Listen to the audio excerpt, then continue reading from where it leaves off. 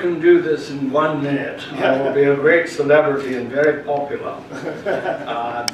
I'm a private pilot. I don't fly these days, but I spent many years flying airplanes, and there's one thing that's a truth, that if you see an object in the sky and it is getting larger but remains stationary, you are on a collision course.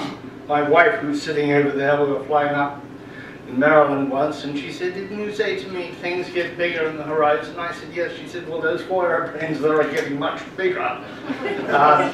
The answer to that is you brake. Ideally, both parties brake. Both aircraft brake. There is no collision. If one aircraft brakes, you may get away with it.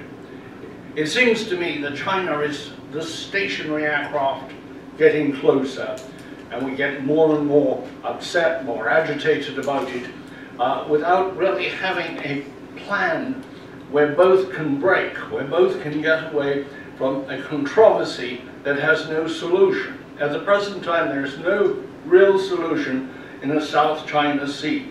We need a different accommodation with China so that that can be part of something else rather than the lever, the center of power. This has happened over time. I think that part of what we can do is to seek a larger negotiation with China. We also should seek many other goals with China, but not to concentrate exclusively on the current situation in the South China Sea, to get around it so that we give something else to China, or we do a deal with China of greater interest to China than expanding the islands in the South China Sea. We need to continue, in my opinion, to sign as many treaties as possible. Nations actually mostly abide by their treaties. Sometimes they violate them. I think we need an accommodation with China, and I think it's a very difficult situation to come to any sort of accommodation because of an asymmetry that exists in information. I'm glad it was mentioned.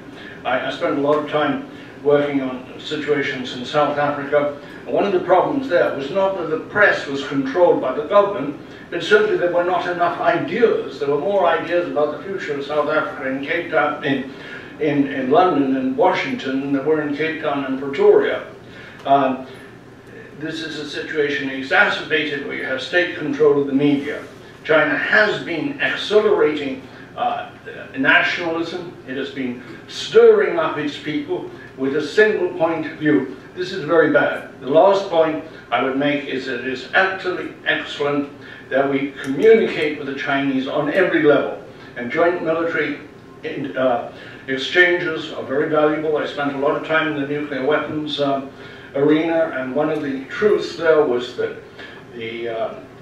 right through the Cold War, we shared information about weapons with the Russians. We shared insensitive explosives for detonation.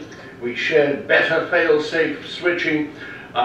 Many levels of cooperation between great nations are necessary, and new accommodations and new ideas to get us over and past old sticking points. And I do agree that South China Sea is one enormous and potentially dangerous sticking point.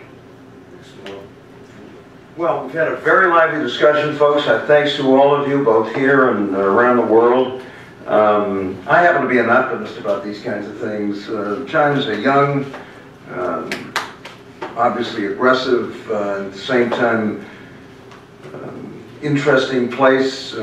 They're finding that the world economy doesn't always behave the way one would like it to. They're gonna have their issues as they move forward, but I don't think there's anything about this relationship that can't be resolved by continuing dialogue, by trying to create the kind of framework that this forum has proposed. And as a guy who's now a few weeks away from his 82nd birthday, it's a better world today, folks, than it was back in my youth, and we just got to keep working to make it better. Anyway, thank you all very, very much.